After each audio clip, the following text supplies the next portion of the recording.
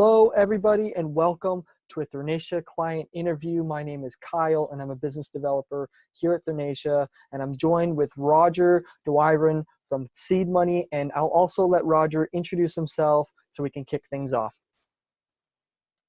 Yeah, hi there, Kyle. So my name is Roger Doiron. I'm the founding director of a nonprofit in the United States called SeedMoney, and we're basically in business to help food garden projects thrive in a number of different ways, including through crowdfunding. Cool. So I guess to get started, prior to SeedMoney, did you have any experience with crowdfunding? No experience with crowdfunding. We certainly had experience in fundraising because, as I mentioned, we're a nonprofit, so it's very much part of our DNA. You have to be able to go out there and make the case for why you're a good investment. In the case of us, our primary sources of funding were coming from charitable foundations and also somewhat from individuals, but not in terms of crowdfunding, much more in terms of just traditional donation-based fundraising. And so, so it's been an interesting learning curve for us the past few years with crowdfunding. Okay, and SeedMoney was the first fundraising organization that you were a part of? Well, in fact, SeedMoney is the new iteration of another nonprofit organization. We essentially changed our business model and changed our name in 2016.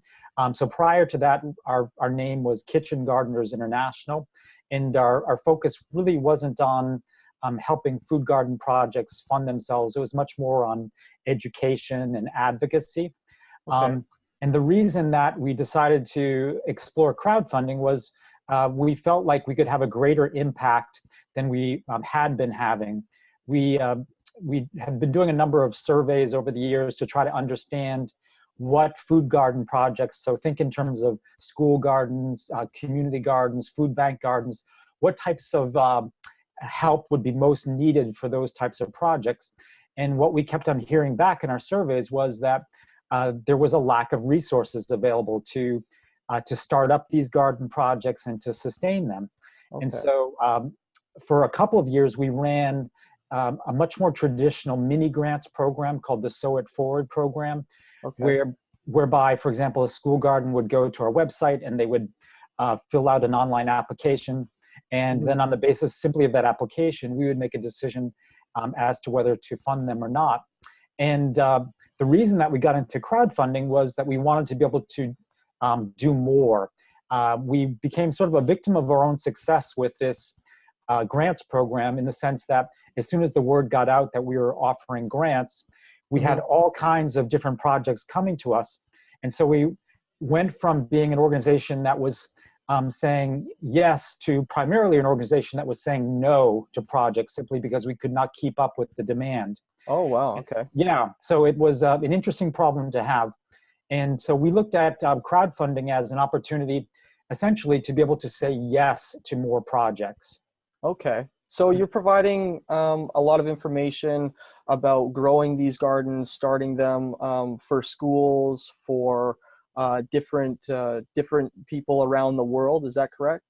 Yes, we are global in focus. Most of our projects are happening in the United States, but a handful in Canada, quite a few in Africa and Asia as well.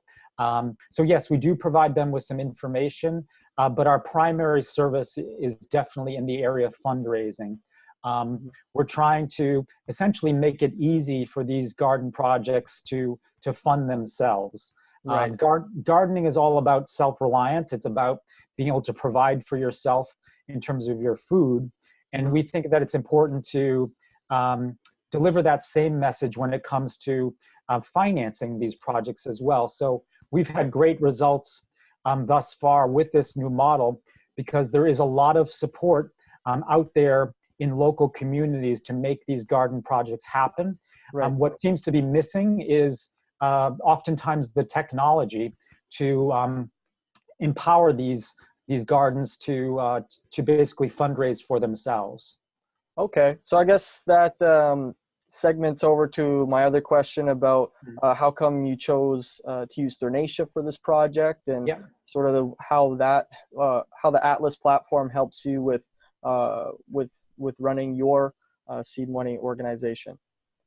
Well, Thrinacia and Atlas have been just hugely helpful for us, just because they are exactly the tool that we've been looking for to sort of power this type of platform.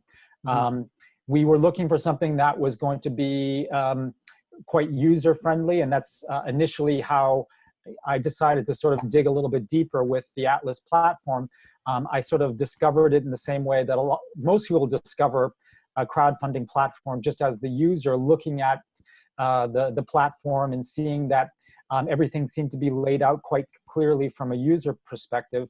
Okay. And then, by the time I had done a little bit more research and had a chance to look at things from the back end, I saw that from the perspective of the sort of the portal manager myself, everything also looked really good from that side too, in terms of a very good user experience. Things were located where I thought they should be. And then just a very positive experience also working with Thrinacia's staff when it came to doing some customizations of our portal, addressing the problems that ultimately, come up no matter what type of web design you're doing, if you want to move something around. Or in our case, we actually did want to change the sort of the application process or the campaign creation process a little bit to make it more sort of applicable for a food garden project. And we just had very good interactions with Thrinacia's staff about that. Okay. So were you running a site previously before coming on to the Atlas platform?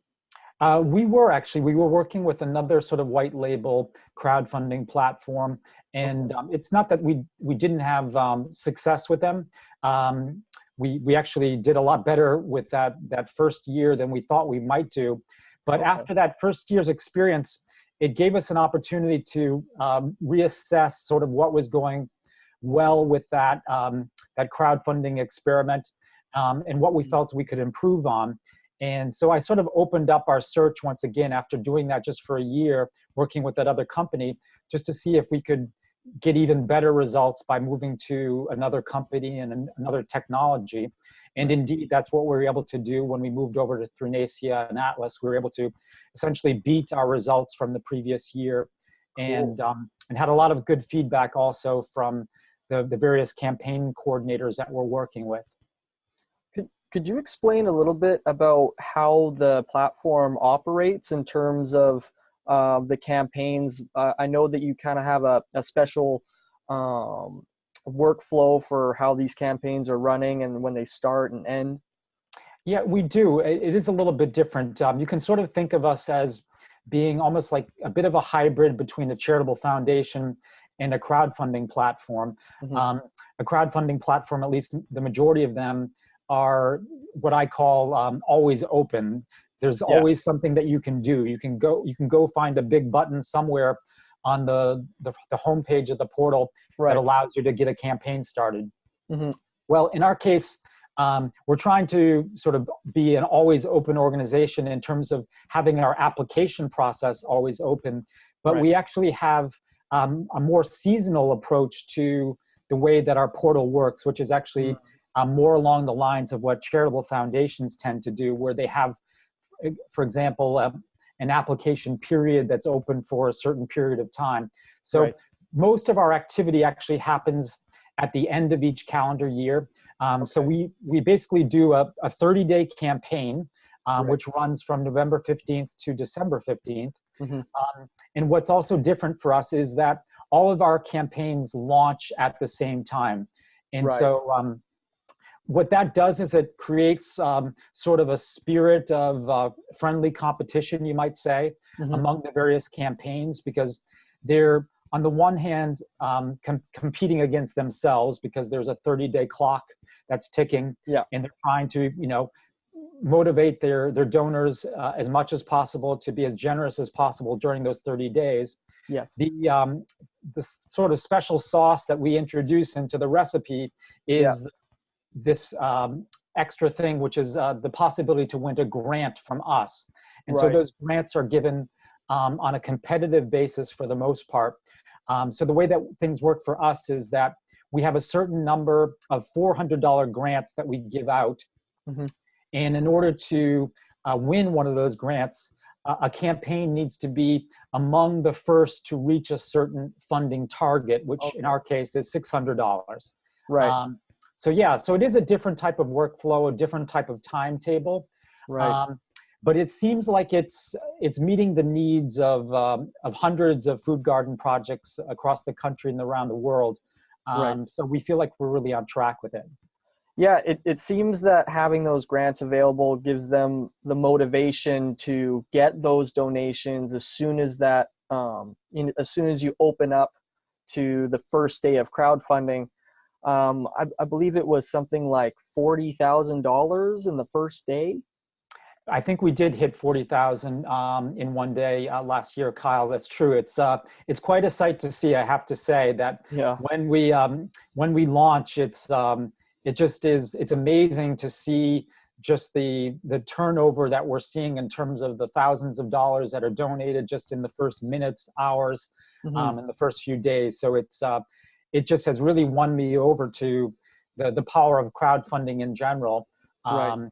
So yes, we've been very happy with also Thrinacia and Atlas's ability to sort of handle that level of traffic, because it's quite a bump to suddenly have to be able to manage all of that, and it's done a good job with that. Right. So in terms of like when you start the campaigns, are you finding that a lot of the same users are donating to multiple campaigns? Is that ever occurring, do you find, or is it mostly just one school or one project generating all of their own donations to their single campaign? It's more the latter. We are seeing that it's a global platform, but it's also very much a very local platform, in that each of the campaigns is really, reaching deeply within its community to get the support that it needs. And as a result, the donors, for the most part, are very much invested in their local community, in that one particular project in their community that they may have had the chance to actually go visit, for example. That said, we are seeing that there are some donors who, once they've given a donation to one project, they want to do, a little bit of exploring on the website, and they may discover, for example, that there's a really inspiring garden project on the other side of the world that they think is worthy of their donation as well. So we're starting to see that type of, you might say, philanthropic exploration that's happening now, where there's somebody who decides, wow, this is really kind of an interesting platform to be a part of, in that it's introducing some people to some amazing work that they might not have seen otherwise. So when you first started out with SeedMoney, and I guess it could have been that previous organization that you spoke about, what was your driving factor to get all of these campaigns onto your website? Were you contacting them personally? Was there any sort of advertisement that you were using? I'm just kind of curious as to how you were able to get all these amazing campaigns onto the platform. Well, we certainly had a step up in the process, simply because we had been running a small grants program beforehand. Right. And so as a result of that, we already had a small database of food garden projects that were interested in getting funding. So it was obviously, a great group of people to be reaching out to initially, just to let them know that there was this new opportunity. And in addition to that, we're constantly trying to come up with creative promotions that we can do, creative marketing, whether it's through Google AdWords or doing outreach via Facebook. We've got a Facebook page with close to 60,000 followers on it. Okay. So we really are trying a number of different things. But what we're finding tends to work the best is simply going out to our email list, because Okay. our email list consists of a lot of gardeners, people who are growing food for themselves, but they're also interested in doing good things for their community. And Cool. so those people are really the best source of when it comes to prospects for us. And what we want to make sure of is that we have a really sound platform that we can send them to, where they feel like they can really get busy from the get-go, that they're not going to have to kind of get stuck trying to understand things, that they're not going to feel overwhelmed by the technology. And as I said before, we've had a very good experience working with Thrinacia and Atlas on that. Cool. So is there, I guess for the new projects that are coming on that you're seeing from, other parts around the world, is there a specific catalyst for that? Is it your Facebook group page, do you think? Or, is this mostly just word of mouth? I think there's a lot of word of mouth. I think that does happen, that there'll be somebody who will have a good experience with their campaign, and they'll be in touch with maybe a family member who, wants to do something similar, perhaps for their child's school garden, or perhaps they have, an elderly family member who's involved in a food bank, and they'll pass on our contact information to that person. So I think a lot of it happens by word of mouth. Right. And, once again, I can't sort of overstate the importance of the grants that we offer. Yes. I think that is something that has That's really the proved to biggest. be, it's really quite powerful. So, we often will talk about our platform as not simply being a crowdfunding platform, but a crowd granting platform. Right. And so we have a lot of people who come to us for the grants, and sort of, it's like, come for the grants, but stay for the crowdfunding, in the Right. sense that we help them realize that the grants are nice, but if they're willing to put a little bit of effort into their crowdfunding campaign, instead of just, possibly raising $400, they might be able to raise $1,400 or something like that. Yeah. So that's certainly a very powerful, marketing tool for us to be able to play up the chance to win a grant. Yeah, so it seems like the grants are for the most part, your catalyst, but as well as once they start raising money to get those grants, they're already benefiting from your platform and from what you guys are trying to accomplish. And I was also wondering about any future plans that you have for SeedMoney. Is there any direction that you guys are looking to head in, or anything that you want to do in the future in particular? Well, we're busy thinking about that with our board right now. I think the easy answer is that we want to grow. Of We would course. we'd like to expand the number of projects that we're helping. We'd like to expand the number of people that we're helping via these projects, because these gardens, they're not just show gardens. These are gardens that are producing, thousands and thousands of tons of healthy foods for people in need. So that's really our driving motivation, is to make sure that these gardens that are doing so much good for so many people have the resources that they need to thrive. So in terms of, some other things that we're looking at, I think we're just mainly looking now at how can we grow our platform? How can we get our name out there more? Are there things that we can be doing differently in terms of our outreach and marketing? Are there some tweaks that we could be making to the platform to, make it even easier to use? We're also, beginning to think just a little bit about expanding the scope of the types of projects that we're helping. Gardens are very much in our DNA. We want to make sure that we're continuing to help food gardens primarily. But there are also some interesting projects that might be more along the lines of a small scale farm, for example, a nonprofit farm, where we think that we could, be of help to those types of projects as well. Right. So yeah, we're certainly busy thinking, but our focus over the course of the next couple of months is simply going to be on making sure that we have the most successful 30-day campaign yet, which is going to be coming up for us at the end of this year. Awesome. Yeah. That sounds like really fun stuff, and maybe even in the future you guys might get a lot of farms, it seems, or you take on some other big projects like that as well. So I guess for those viewers that are listening and watching this video, your website is seedmoney.org, correct? Correct. Yeah. And the start date for those campaigns is going to be when? The start date for the campaigns will be November 15th. They all launch at noon Eastern time on November 15th, and they all finish up on December 15th at noon Eastern time. But the deadline for applying is November 12th. So we want to make sure that groups get onto our platform as soon as possible, just because they're going to have a better experience if they've had an opportunity to kind of go through the questions that we ask. Right. And make sure that they're really presenting their projects in the most favorable light.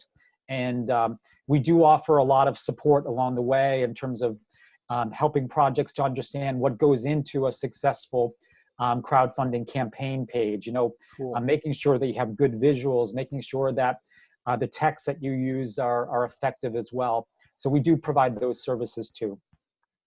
Awesome. Well, I hope that that this gives the word out and gets you guys some more campaigns.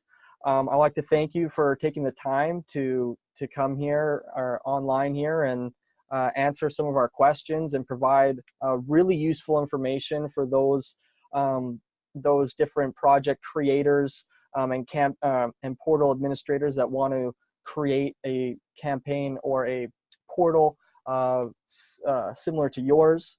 And yeah, just thank you again for answering those questions and providing that awesome information. Well, it was my pleasure, Kyle. Thanks very much for inviting me, and thanks for the good work that you and your colleagues at Thrinacia are doing. All right. Thanks again.